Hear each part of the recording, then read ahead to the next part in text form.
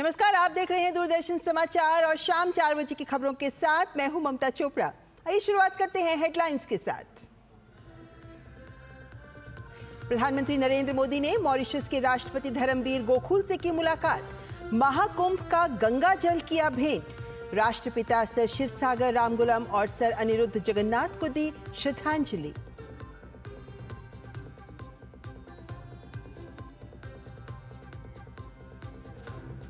लोकसभा में इमिग्रेशन और foreigners bill 2025 पेश। 2024-25 के लिए अनुदान की अनुपूरक मांगों के दूसरे बैच। 2021-22 के लिए अतिरिक्त अनुदानों की मांगों और मणिपुर के बजट पर चर्चा।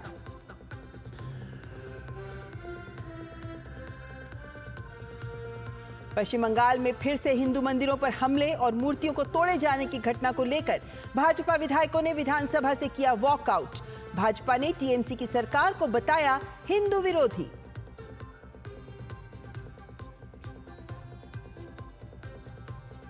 स्वच्छ ऊर्जा के क्षेत्र में भारत की उल्लेखनीय उपलब्धि। प्रधानमंत्री सूर्य घर मुफ्त बिजली योजना से 10 लाख परिवारों को मिला लाभ।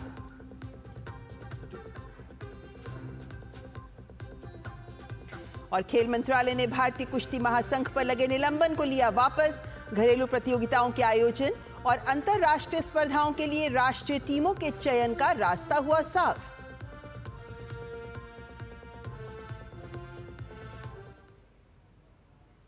आइए देखते हैं खबरें विस्तार से। शुरुआत करते हैं प्रधानमंत्री नरेंद्र मोदी के मॉरिशस दौरे से।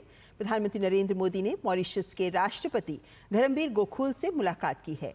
प्रधानमंत्री ने उन्हें हाल ही में प्रयागराज में संपन्न महाकुंभ का गंगा जल भेंट किया। दोनों नेताओं की वार्ता में अहम मुद्दों पर विचार विमर्श किया गया।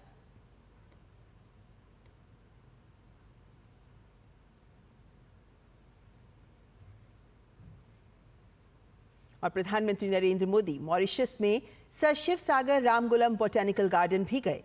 प्रधानमंत्री ने वहां मॉरिशस के राष्ट्रपिता माने जाने वाले सर शिवसागर रामगुलम को श्रद्धांजलि अर्पित की। प्रधानमंत्री ने मॉरिशस के राष्ट्रपति और प्रधानमंत्री रहे सर अनिरुद्ध जगन्नाथ को भी श्रद्धांजलि दी। प्रधानमंत्री के साथ मॉरिशस के उनके समकक्ष नवीन चंद्र रामगुलम भी मौजूद रहे और दोनों नेताओं ने इस बोटैनिकल गार्डन में जाकर एक पौधा भी लगाया।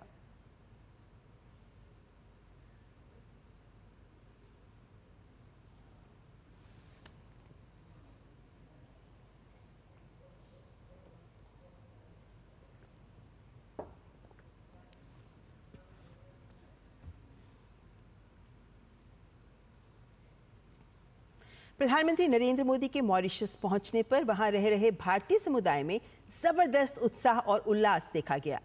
लोग प्रधानमंत्री से मिलकर बेहद खुश दिखाई दिए। हमारी संवाददाता जया सिन्हा ने कुछ लोगों से बात की। यात्रा जो है मॉरिशस के लिए और भारत के लिए दोनों के लिए सुखद रहे और इससे पहले आए थे मोदी जी, तब भी हम गए थे स्वागत करने। आज भी हमको मौका मिला और खास करके मोदी जी से। वैसे तो हम गुजरात से हैं और यहाँ गुजरात में एक गुजराती आए तो हमको तो जो और ज्यादा उत्साह आता है, तो हम बहुत खुश हैं। हमने मोदी जी को बहुत करीब से देखा। हम गुजराती है, मोदी जी भी गुजराती है, तो उसने हमसे गुजराती में भी बात की तो हमें बहुत अच्छा लगा। He is like my role model. I really feel like he motivates me in my life. बड़ा ही अच्छा अनुभव था। He is really like his personality is very charming and it was really inspiring to watch him. हम लोग बहुत excited थे और मोदी जी को देख के हम लोग बहुत खुश हुए। We are blessed. We are here in Mauritius and seeing live Shri Narendra Modi. We are so blessed. बहुत अच्छा लगा सर यहाँ आए, हम उनको देखे, मिले। सर ने हमसे हाथ भी मिलाया। बहुत अच्छी फीलिंग आ रही है और प्राउड फील होता है हमारे सर को और हमारे देश को लेकर के। Thank you. एक महान आत्मा है, क्या उनका दर्शन करना भी एक बहुत बड़ी बात है। हम मुंबई से हैं, खास यहाँ आए हैं मोदी साहब को देखने के लिए। आने वाले अगले 5 सालों में ये जो दोस्ती है ये और भी गहरी हो। जैसे हमारे वेदों में कहा गया अतिथि देवो भव, उसी परंपरा को हम यहाँ निभाते हुए आदरणीय हमारे प्रधानमंत्री जी का हम स्वागत किए मॉरिशस की धरती पर।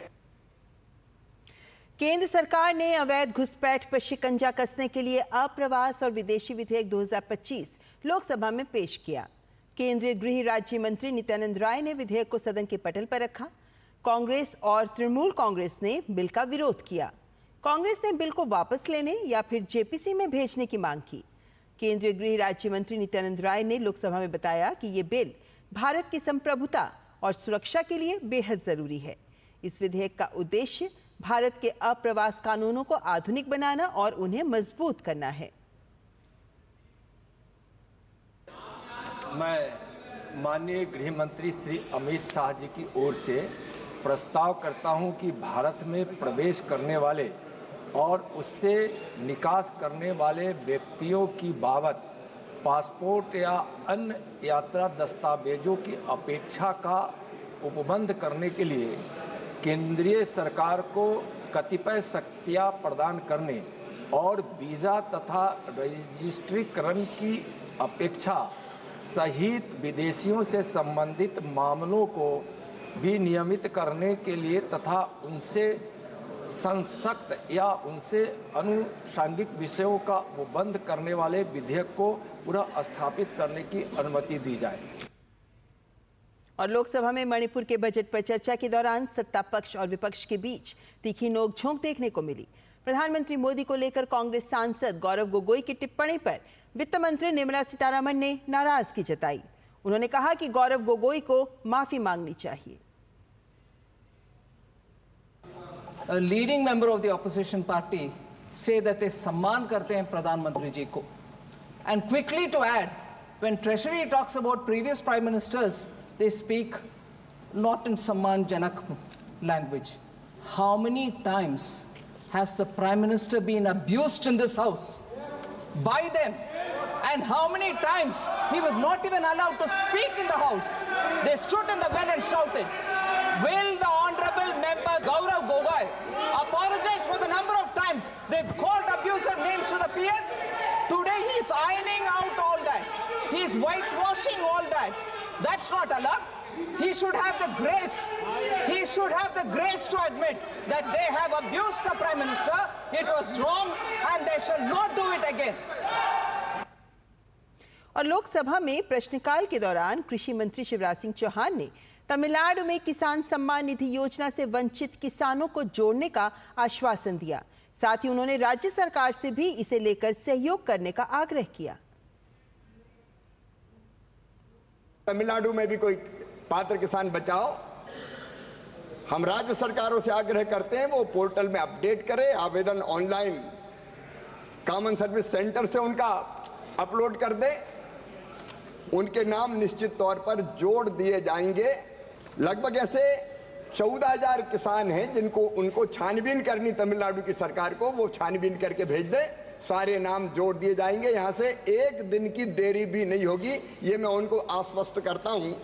और अगर वो चाहें तो तमिलनाडु के लिए हम एक और विशेष अभियान चला सकते हैं। पात्र किसानों का नाम जोड़ने के लिए केंद्र सरकार प्रतिबद्ध लाभ देने के लिए, अभी मनरेगा की बात हुई थी तब भी 7,000 करोड़ 7,600 करोड़ रुपए तमिलनाडु को दिए गए, आज तक के सबसे ज्यादा। हमने कोई कोताही नहीं। अन्य खबरों का रुख करने से पहले यहां वक्त एक ब्रेक का। देखते रहें डीडी न्यूज।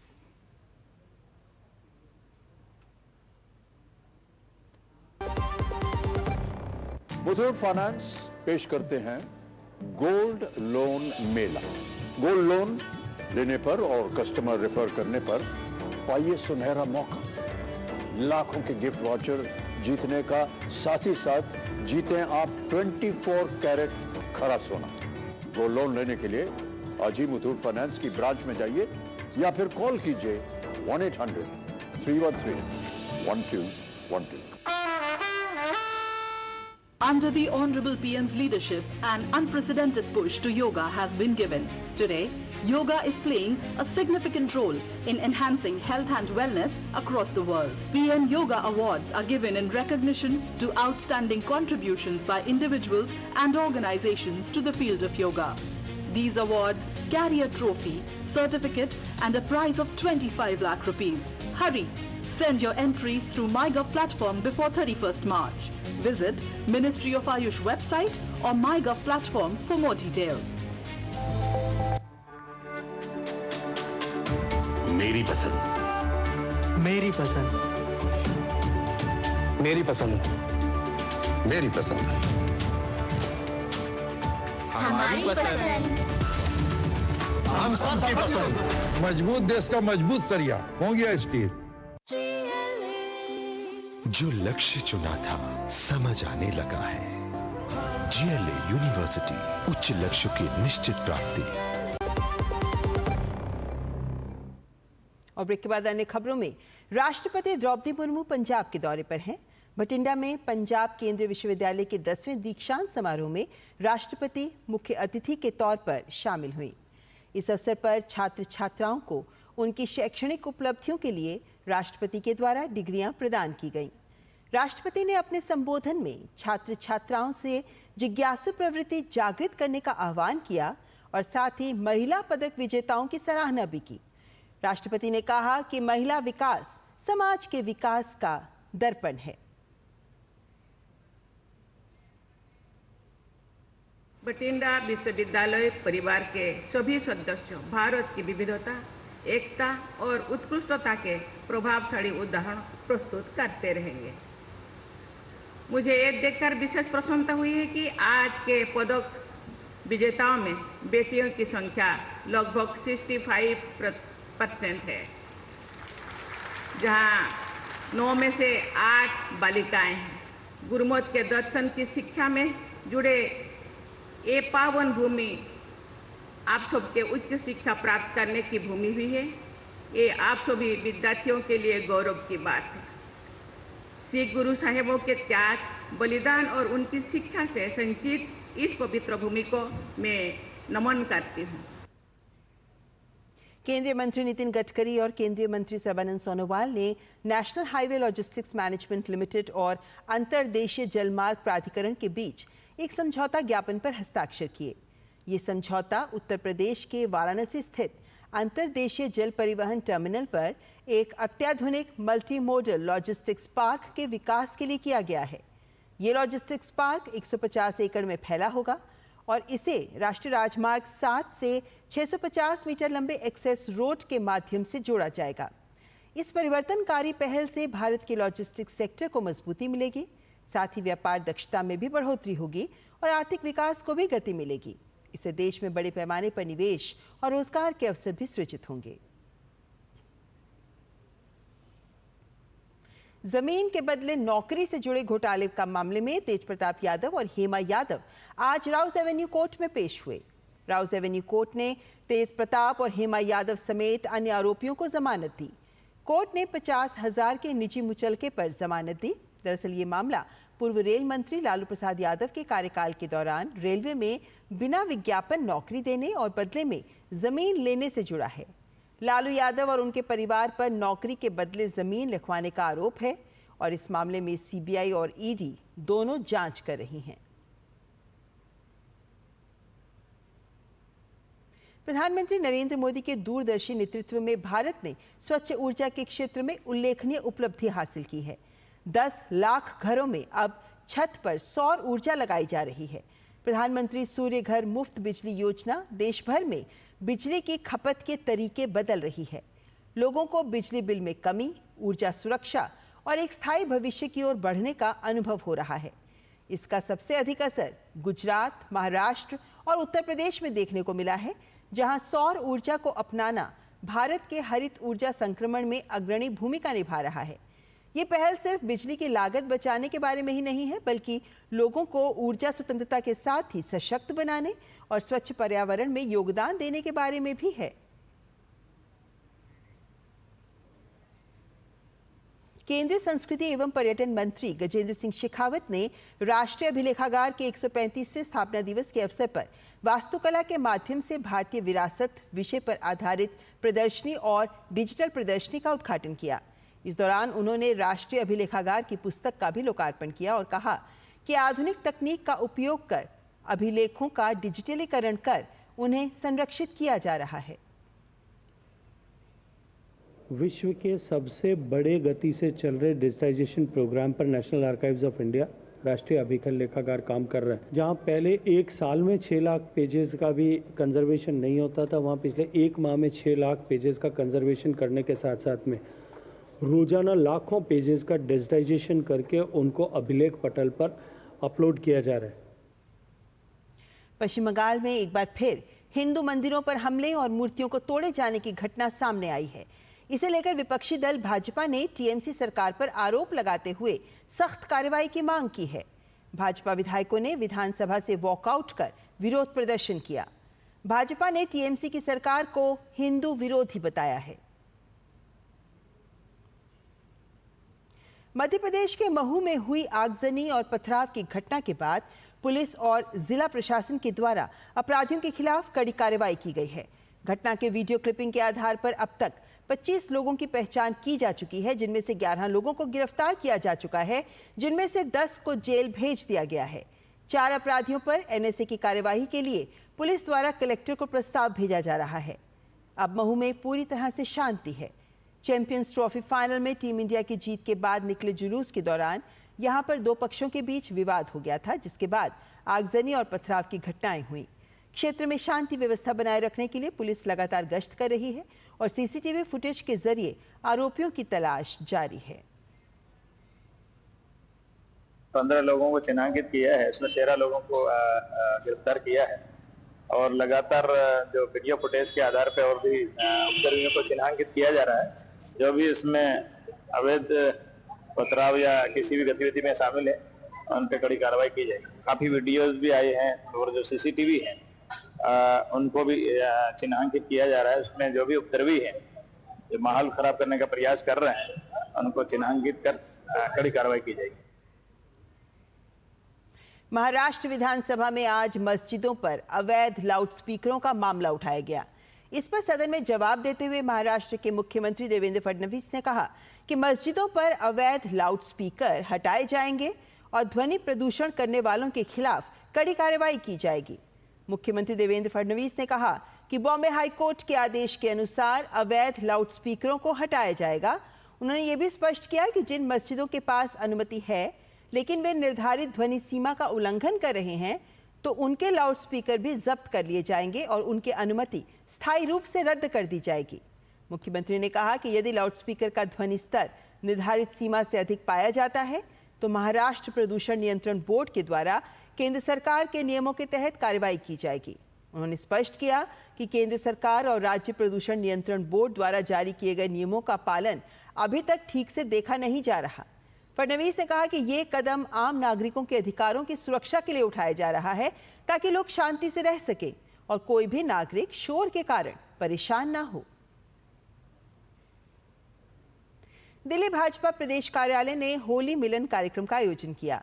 कार्यक्रम में दिल्ली भाजपा अध्यक्ष वीरेंद्र सचदेवा, दिल्ली की मुख्यमंत्री रेखा गुप्ता के अलावा केंद्रीय मंत्री पीयूष गोयल और सांसद निशिकांत दुबे सहित भाजपा के कई नेता शामिल हुए। सभी नेताओं ने ठुमके लगाकर होली सेलिब्रेट की और एक दूसरे को मिठाई भी खिलाई।